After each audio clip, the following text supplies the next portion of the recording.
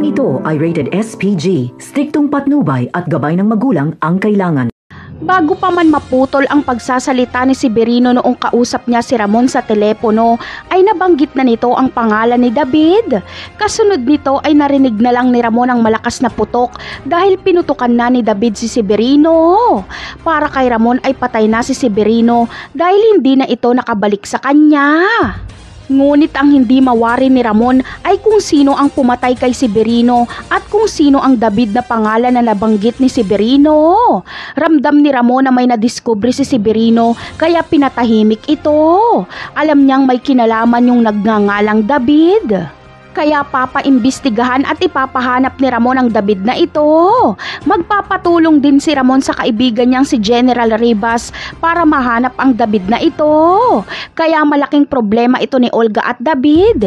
Isa lang sa kanila ang mabisto ay patay silang dalawa.